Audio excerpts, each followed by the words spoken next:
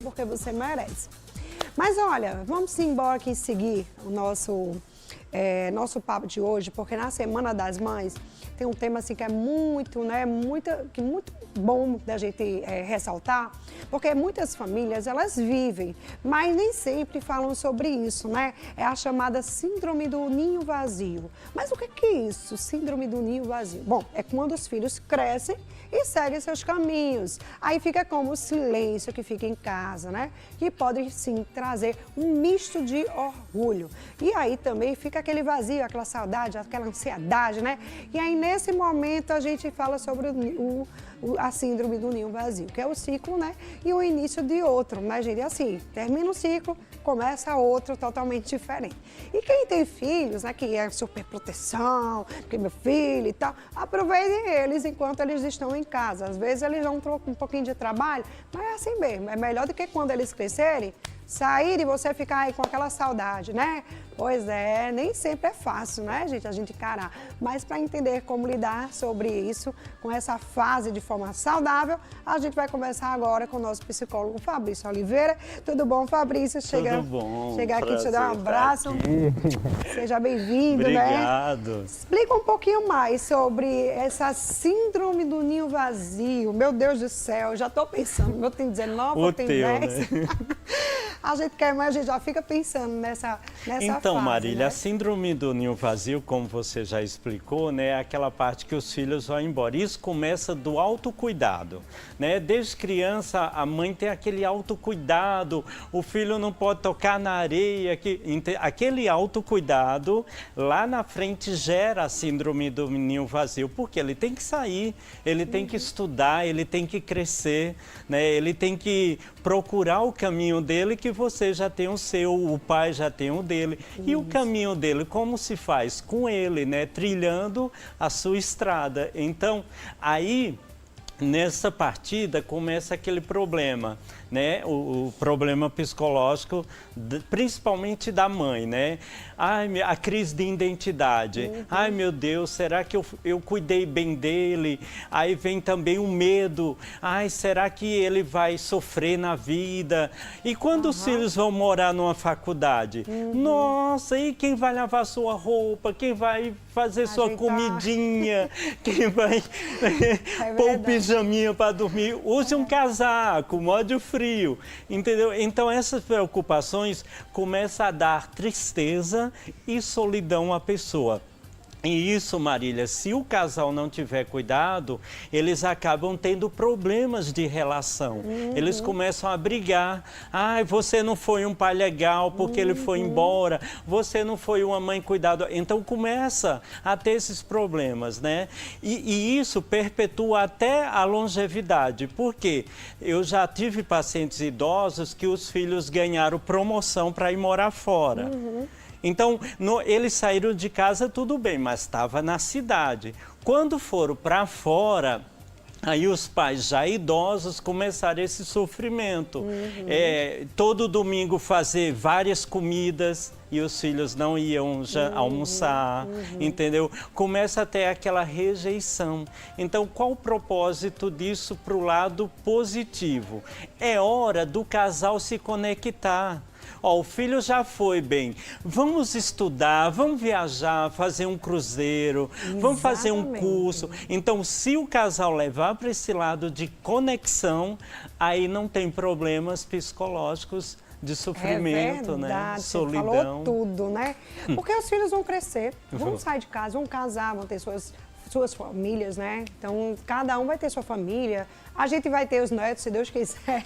Aí vai voltar, né? A ter uma alegria dentro de casa. Agora, quando a pessoa é uma boa mãe, um bom pai, eu creio que os filhos não abandonam totalmente. Não. Eu acho que os filhos podem até sair de casa, mas sempre vão estar lá, visitando, indo lá. Isso. Enfim, eu acho que é assim. Né? Exato. Deveria ser. Eu tiro, Marília, uma experiência particular minha. Com 18 anos, eu deixei minha mãe e fui morar em São Paulo, só que eu fui escondido. Meu Deus! Então, assim, quando eu cheguei lá, eu fui morar na casa de uma amiga dela. E quando eu cheguei do trabalho, a senhora, né, Ela falou, Fabrício, liga lá para a Esperança, porque sua mãe está internada no hospital. Porque falaram que você tinha morrido aqui em São Paulo. Misericórdia. Ela desmaiou e foi para o hospital. Nesse tempo não tinha celular, isso foi em 94. Eu tive que ir para um orelhão, ligar para o hospital para falar com a minha mãe que eu estava vivo. Oh, Jesus. Então, assim, não é fácil. E principalmente, hoje em dia, os filhos não vão para muito longe. Porque tem trabalho home office, tem um monte de oportunidade, mas antigamente tinha que sair para crescer. Então eu voltei com uma bagagem grande, já, né, com toda essa proteção de ajudá-la, tanto que eu ajudei até ela falecer. Por quê? Porque eu tive essa vontade de ir lá fora, crescer, depois voltar e cuidar dela. Foi isso que eu fiz. Jesus! Mas olha, quais são os sinais mais comuns, Fabrício, que alguém assim está passando por esse processo, né? E o que é que influencia, né, para algumas pessoas que costuma assim ser mais intenso do que para outras? Porque às vezes tem uma influência maior para uns do que para outros. Tem gente que não, tá tudo certo, né? Tá tudo de boa, né? Eles têm que crescer, sair de casa mesmo, enfim. Mas já para outros não, né? Para outros já fica aquele negócio, né, mais preocupante, né? Como você falou. Os sinais, Marília, é o comportamento. A gente tem que entender na criança, no casal, no adulto, no idoso, o comportamento. Cada comportamento diferenciado é uma anomalia que está aparecendo. Então, eu não posso aceitar legal que a minha esposa faça uma panela de comida no domingo. Ali é um comportamento, né? Eu não posso aceitar que ela está chorando escondido, entendeu? Esses são os sinais. Chora escondido, faz muita comida, fala do filho o dia inteiro. Ave Maria. O dia inteiro, assim, sem querer. Ah, meu filho...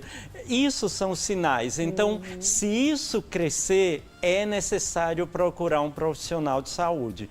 Porque já sabemos, já discutimos aqui no seu programa, a saúde mental é primordial na nossa vida. Eu posso estar com preguiça de ir na academia hoje, mas a saúde mental é o principal, porque hoje a gente está vendo pessoas com 20 anos tendo AVC, né? Então, a saúde mental, vamos cuidar dessa saúde mental e entender.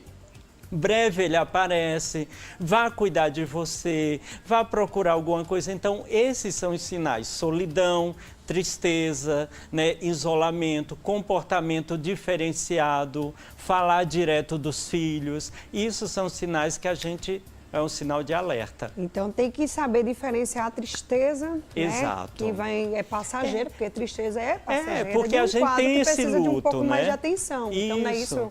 A gente chora, ela chorou, ela desmaiou, mas ela entendeu.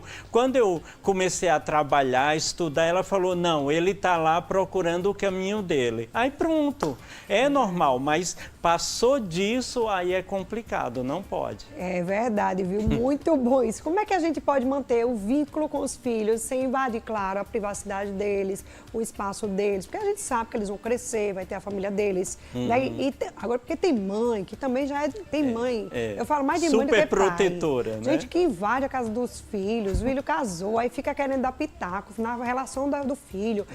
Às vezes briga com a nora. Tem que ser inteligente, minha irmã, ó. Tem que ser inteligente, ser o best friend da nora, do genro, entendeu? Para poder você ter sempre seu filho ou sua filha perto, né? Porque senão eles vão ficar do lado de quem? Do esposo, da esposa. A maioria deles fica. Né? Então, assim, tem que ser inteligente para isso, né? Esse período, ele pode afetar o relacionamento do casal também? Como lidar com isso? Então, o que acontece, Marília? Eu tenho uma senhora, uma amiga minha, que inclusive ela mora em São Paulo, hoje mora aqui, que as noras tinham um grupo de WhatsApp para falar mal dela. De meu pai eterno, entendeu? Então tá vendo? Nora que não fala mal de mim, tá vendo, Marília? Um grupo de WhatsApp das noras. Jesus, por quê? Porque ela invadia. Então o que é que você tem que fazer? Você tem que sempre falar para os filhos de você. Ah, meu filho, hoje eu estou indo não sei para onde, hoje eu estou assistindo filme, hoje o meu marido está fazendo isso. Porque aí os filhos vão entender que você não está invadindo a vida deles e eles automaticamente amigos vão falar deles, da esposa, do relacionamento. Sai, é natural, é aquela coisa de mãe para filho e filho para mãe. Agora, isso você precisa agir natural. Se você começar a invadir, tem esses problemas. Então, o que fazer? Gente, pelo amor de Deus, deixe que os filhos entendam o processo e abram o coração para você. Né? Não faça isso, porque você vai afastar os filhos de você. E outra, uma coisa que eu falava, eu fui para a casa dele e não fez isso. Não. Eu falei, fulana, você é visita. É verdade. Você não é, aquela casa não é mais sua. É você é visita ali, entendeu? Então, tem outra amiga que teve problema com... Ela veio morar na casa do filho com a mulher grávida. Meu Deus. Então, a gravidez, os hormônios estão loucos. A flor da pele. Sabe? Então, qualquer coisa... Claro, a menina falou, ele está passando mais tempo com você, ela está precisando de o apoio do marido, isso, né? Você é mãe, você entende. Os hormônios lá e a sogra atrapalhando. Lá, entendeu? Então não pois pode. Por favor, vamos parar de moer, viu? Jesus amado. Fabrício Maravilha.